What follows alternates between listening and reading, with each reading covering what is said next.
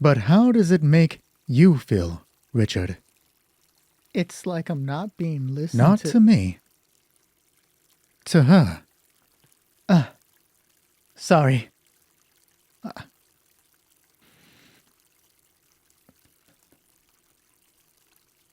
It's like I'm not being listened to. Like I'm not being heard. Everything I say, it's in one ear and out the other. Like you're not even there. Do you have anything to say to that, Susanna? Of course she doesn't. Richard, please. Give your wife a chance to respond. Okay. Go on, Susanna. Despite hearing her proper name, Susanna isn't listening. She knows she should be. Knows that 2 expectant stares mean she should be talking. But she doesn't. A small fountain sits on the coffee table in front of her. Its light trickle holds the room back from silence. It seems like you're not listening. Susanna. Hearing her name once more, Susanna looks to the expecting doctor. He sits at the other end of the table. Her husband, Richard, to the right. Sharing the same couch, he's separated by a single square cushion. The distance is wider in both of their minds. You seem distracted. So I must ask, were you listening? Sorry. Were you listening, Susanna? Just Anna, please. My apologies. Were you listening, Anna? I think I missed the last part. See? This is what I mean by she doesn't listen. Richard, please. We can't solve our problems with yelling.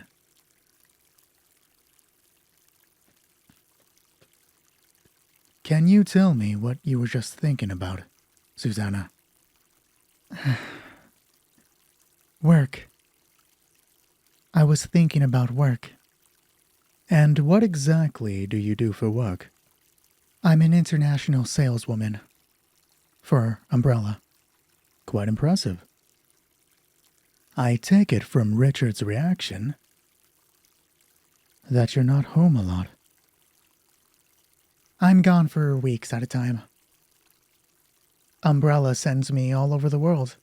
I see. And Richard, what do you do? He's a stay-at-home father. Hey, we agreed to that?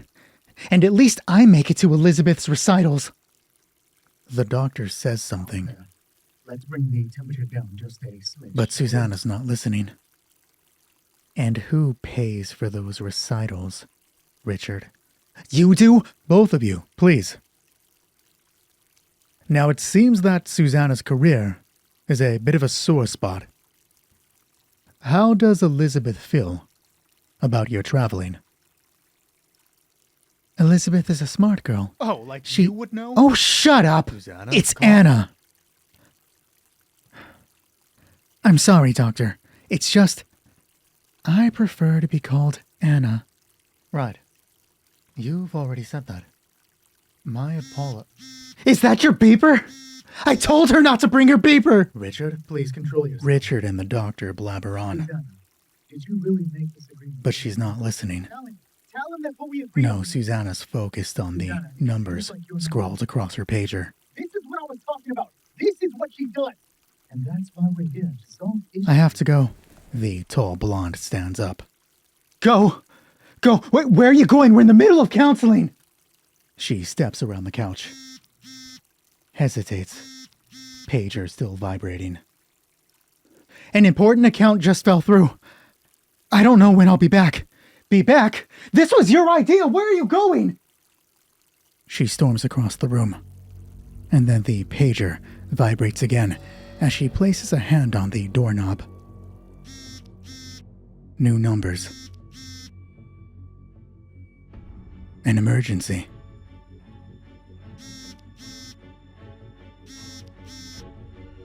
I'll be gone for a while. Tell Elizabeth I love her. Susanna! Susanna! Susanna, if you walk out that door, you'll never see your daughter again!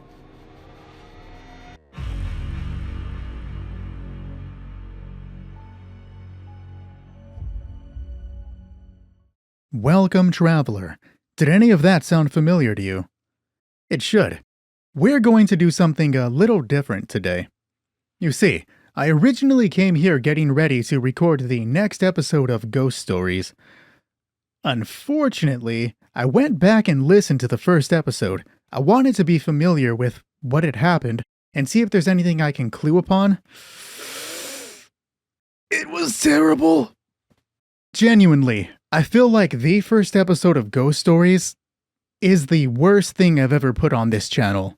The quality isn't there. It meanders near the middle where I just get stuck on dice rolls, and it just wasn't fun to listen to. I made it, and I wanted to cut it off in the middle of the episode, and I needed to finish it so I can be ready. I toiled with just continuing on doing the next episode, but then I thought, why am I gonna shuffle people, tell them, hey, watch the first episode so you can get familiar with what's about to happen, if I didn't want to listen to it? So here we go. We are officially doing our first remake on this channel. Our story's pretty much gonna start off the same way, but we'll see where the dice take us. Meet you at the end.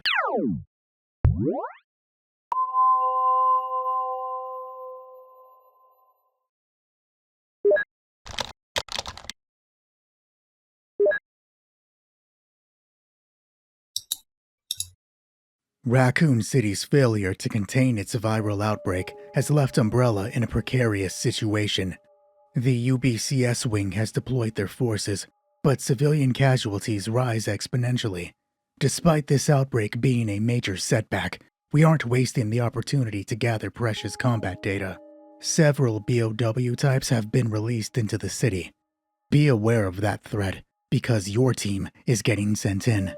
Counterintelligence forces have intercepted messages between the United States government and Doctor Malcom Betruger. Dr. Betruger was a key Nest researcher working closely on the G-Virus project. The information he has is invaluable. It cannot fall into government's hands. Sierra Team, you are to locate Dr. Betruger, eliminate any soldiers that he's had contact with, and then extract him alive. Sierra Crown already has the doctor's last known location. We cannot stress the importance of this mission. To ensure Umbrella's survival, the story of what happened must never be told. We need to make sure the truth dies, along with each scrap of evidence and every survivor.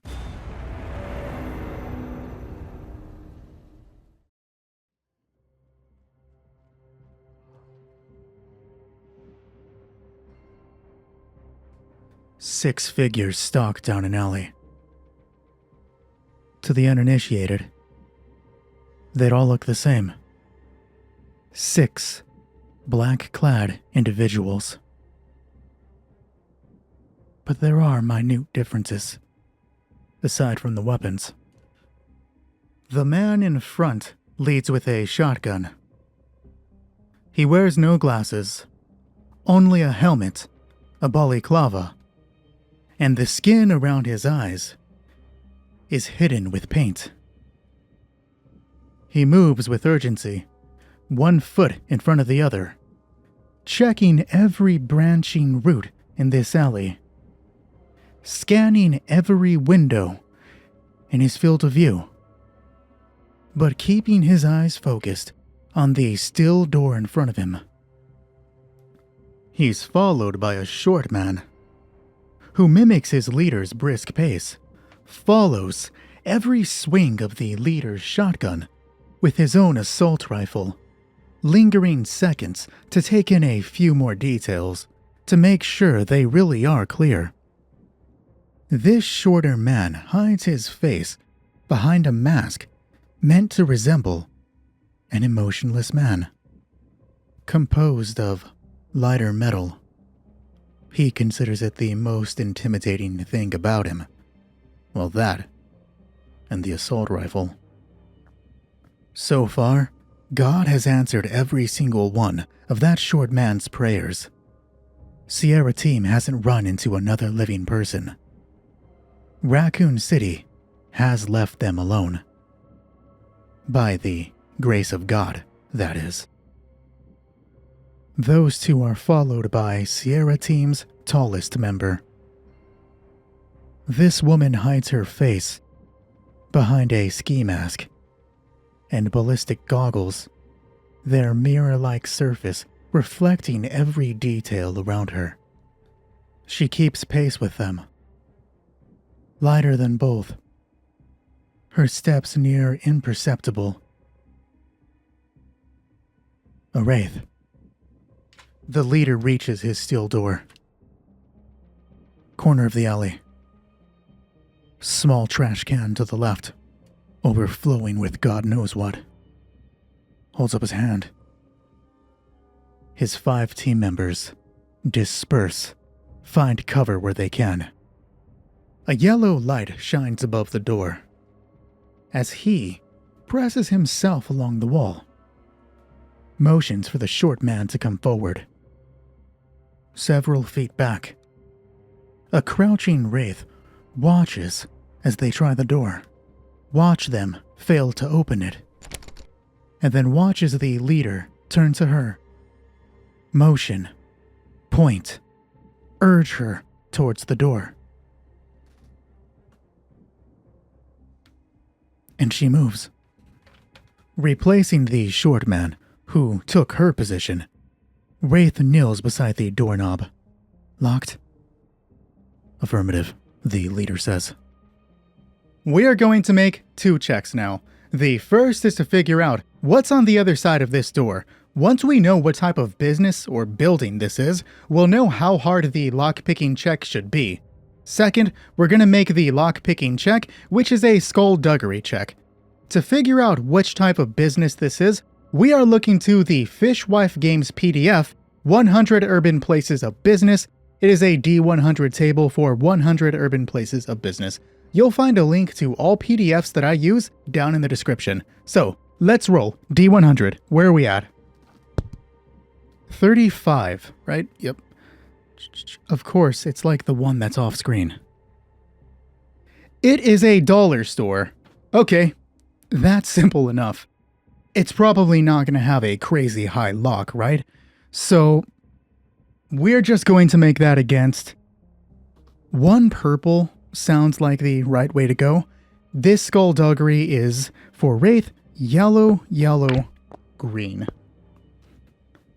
For those of you unfamiliar with the Genesys system, I have a video that I'll link in the description that will give you the basics of how to actually play with the system, as well as how to actually use the MUNE solo system, which is the oracle you see on screen.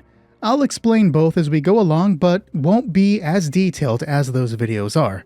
So, for now, here comes the roll. Threat of 1, success of 4. Okay, starting strong right off the bat. Know that a threat... Oh man, I think we're about to have one of those moments where I constantly have to refilm the explanation because I can't get it out without hesitating. Okay, here we go. You ready? Another try.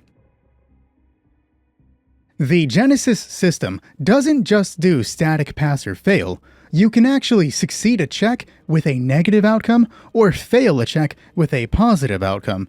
Of course, you can succeed with a positive outcome. Looking at the current dice roll, you see that 4 successes means that the check succeeded. With a threat of 1, we'll have a very, very minor negative occurrence. For this, I'm going to say that... the lock breaks. Minor, nothing super dangerous happens, but the lock can't be relocked. We're going to say that they can't enter in no, because that's a good thing, that's a good thing. They can't exit through this door, but people can enter in. We'll go with the whole Resident Evil 1 hallway type of thing. I hesitated on saying Resident Evil 1, but we're going to go through with this. I'm not going to keep recording over and over again. Still kneeling, Wraith sets her MP7 down, reaches into a pocket on the front of her vest, and produces a set of lockpicks. Her nimble fingers are quick. That's what nimble means. Deft hands work the lock open. As I realize that the Fallout series also opened with a character cracking a lock. The door opens. Wraith steps aside so her shotgun leader can swing in. The barrel of his weapon finding boxes, shelves, a pallet jack, a stocking card. It's the back rooms of the dollar store, though he doesn't know it's a dollar store yet. No immediate threat. Entry clear, the shotgun leader says. Being the closest, outside, Wraith follows suit. Her MP7 finds nothing. Still lights above bathe this back room, storeroom, she thinks. In industrial yellows.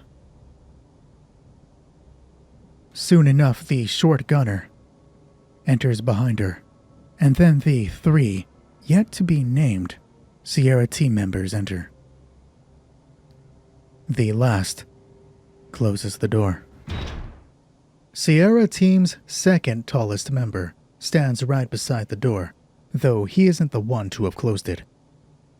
He wears the same type of helmet as everyone else, though his face is fully enclosed in ballistic glass. "Wraith, goat," he says, earning Wraith's and the short man's attention. "Secure the front of the building, and then find me a horse. Everyone else gather round." The short man, Goat, turns to Wraith, asking, "On me?" She nods.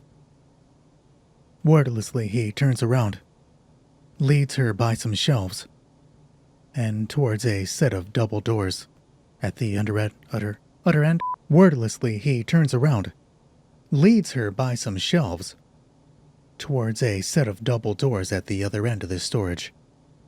She keeps her weapon shouldered, eyes scanning high and low, expecting someone to be hiding at the top of the shelves, amongst toilet paper, boxes. But no one's here. Goat steps forward, looks through a hole in one of the doors, spots nothing more than a few shelves under bright lights. He reaches along the side of his weapon, towards the magnified scope, and presses a button, swinging the scope aside, letting him get clear view of the iron sights.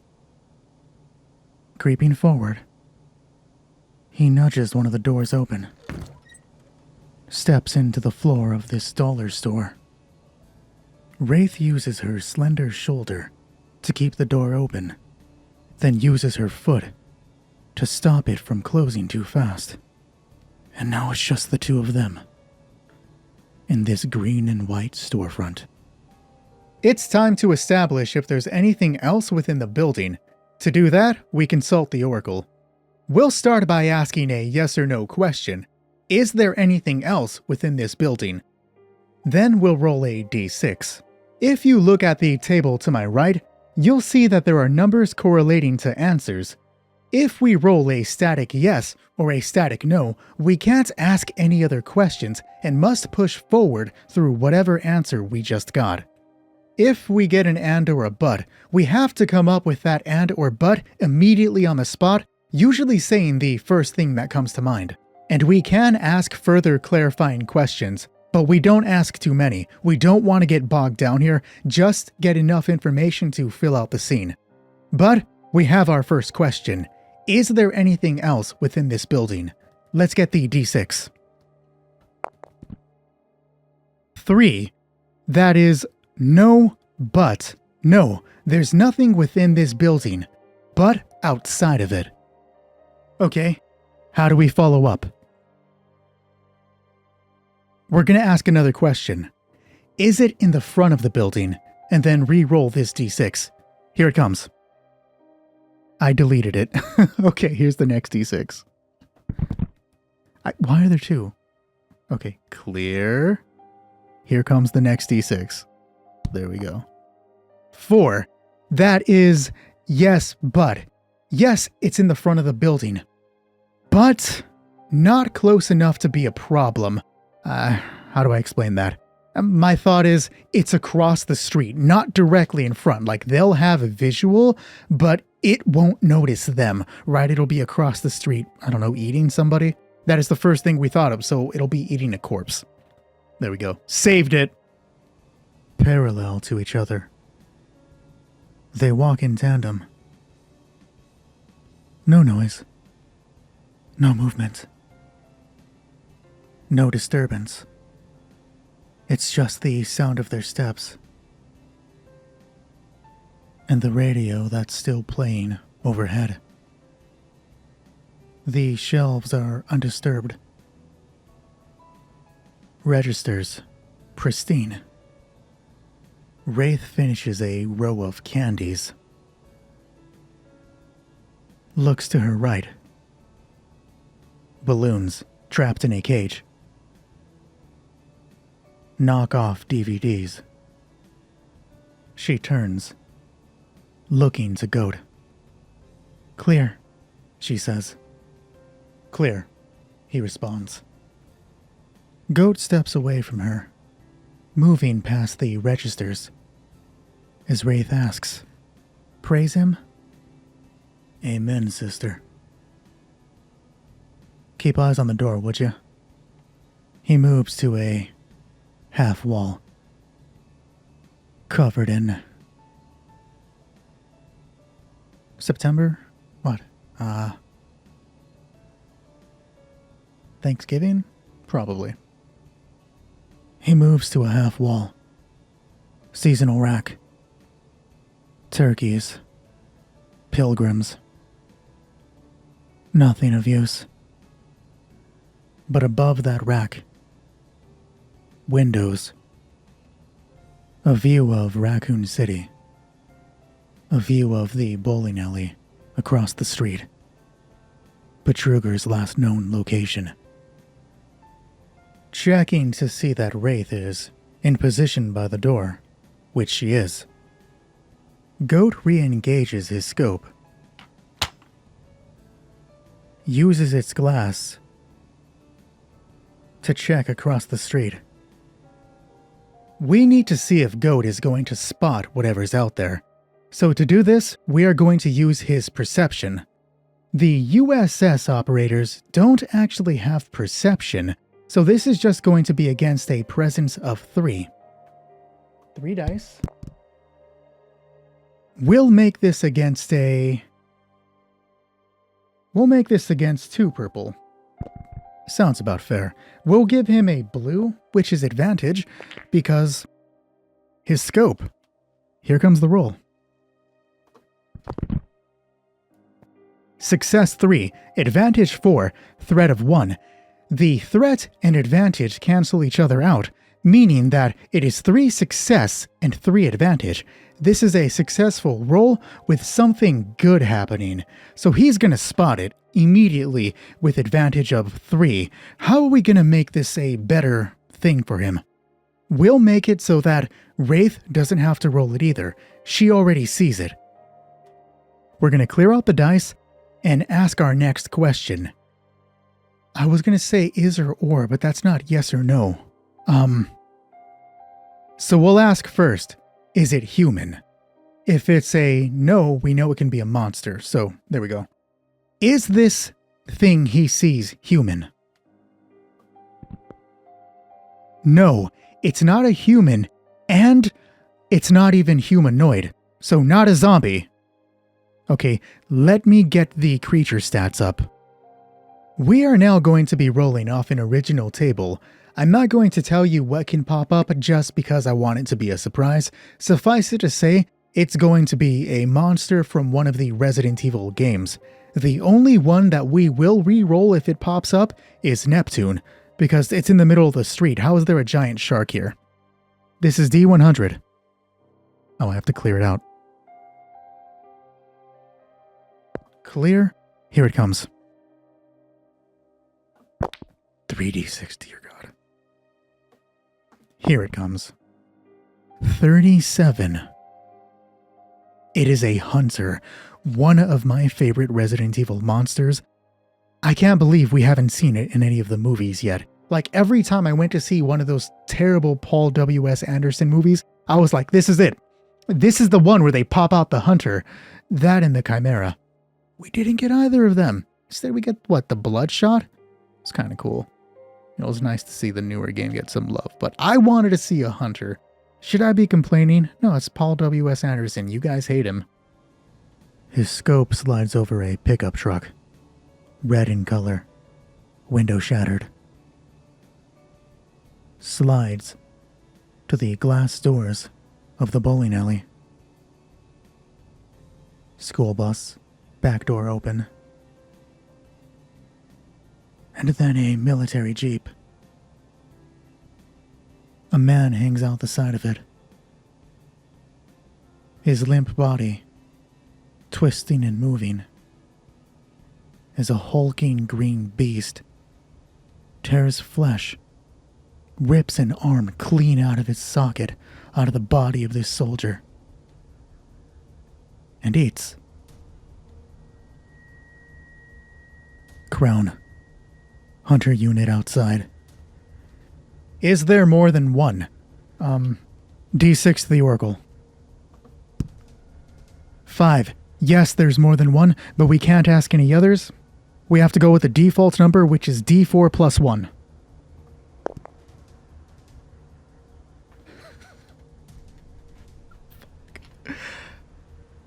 As the goat reports that, another hunter jumps onto the top of the jeep.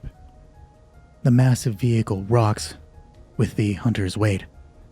Its large claw dangling off to the side in the motion breaks one of the lights that was still on. This pisses off another hunter. And soon it's a green mess of scales. Crown. There's 4 hunters blocking the way. No. It's 5. There's one at the back of the jeep. I keep saying jeep, but I'm picturing a Humvee in my mind. Copy. We found roof access back here.